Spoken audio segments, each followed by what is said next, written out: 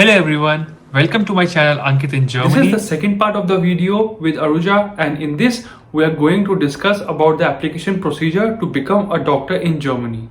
Can you tell the process of becoming a doctor in Germany?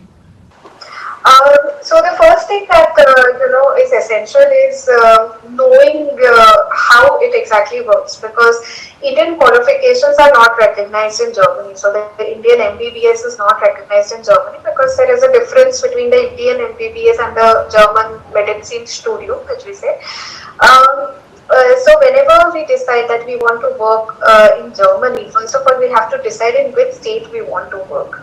There are 16 federal states in Germany, and wherever you think you get better opportunities to work, so you have to decide, if there are opportunities for you, if there are any jobs available for the field of interest.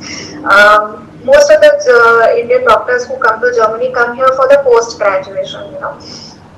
So first of all, the field of interest in which you want to apply and the state. These are the two most important decisions that you have to make. The second is that there are two exams that Indian doctors need to clear in Germany, apart from the language exams, I mean. And these tests are called as the Fachsprachenprüfung, which corresponds to the C1 medicine Sprache. So it's technical language. It's not the general German language, which we call as the Allgemeinsprache. It's in fact the medical technical language. And the second test is called as the Kenntnisprüfung. So to summarize, basically, Fachsprachenprüfung is a test of how proficiently you can speak German in the context of medical field. So are you able to understand what the patient is telling you? Are you able to understand their complaints? Are you able to, write down these things? Are you able to form coherent sentences that the patient can understand?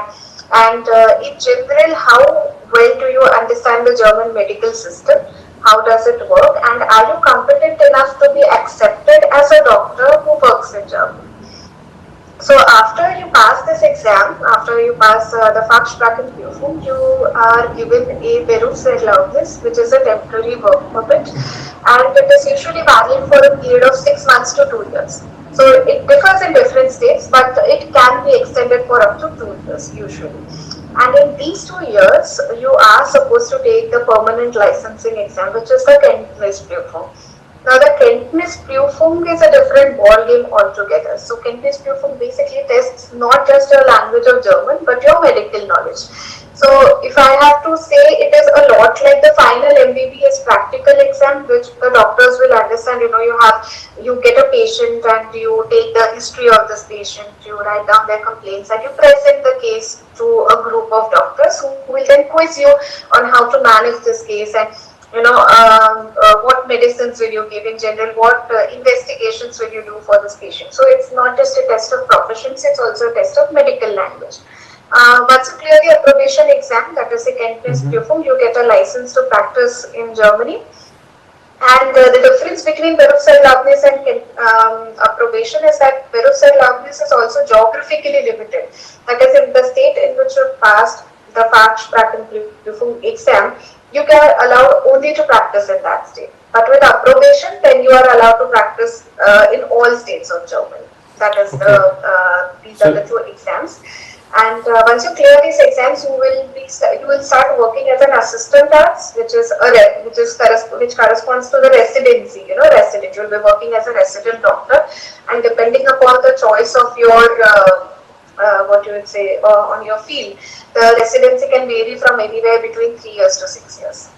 So that's how it works. So after clearing your Fachsprachenprüfung, then you get a temporary allowance. During that, you work under your senior arts, right? And yeah. And then during that time, he think whether you are capable enough or not to give the Kenntnisprüfung, or you can give it yourself.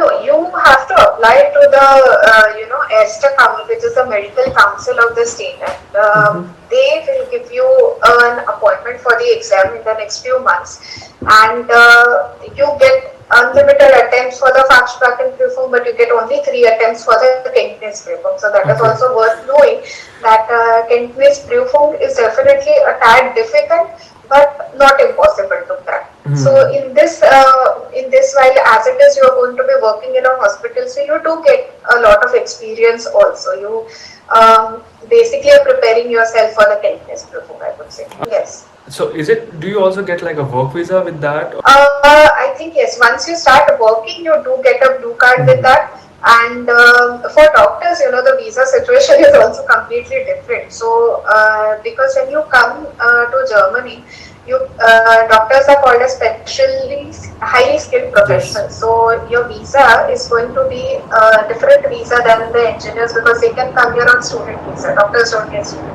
visas. So instead, people do come on language visas in some places, or like I did, I came with a 16D visa. So 16D visa was my zeal, my ultimate what you would say destination, or my ultimate aim was to do approbation.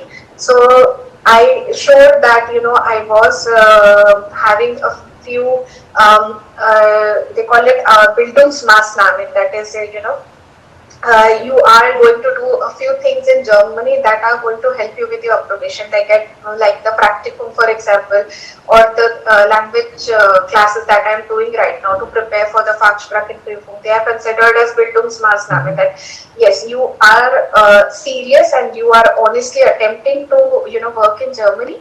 So yes, so that is the kind of visa we get, and once you start working, then you are eligible for a blue card as well. Okay. Can you tell the documents which are required for the process?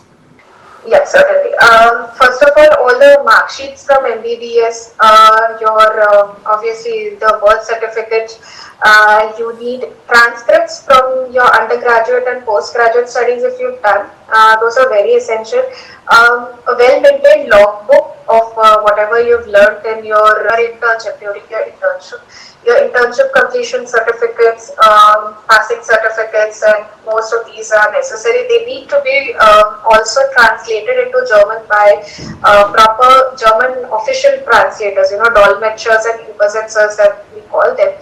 And they need to be properly beglaubigte copies. We call them attested copies. It is recommended to get them translated, your documents translated and attested before you send them to the Esterkammer or the Prüfungsraum. So attestation can be done by any gazetted officer or maybe some German authority like German consulate or what?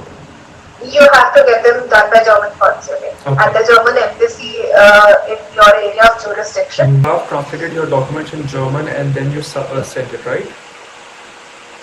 Essentially, to the hospital, you do not need to send your all documents. You need to only send a CV, and the CV has to be in German language. Okay. All right.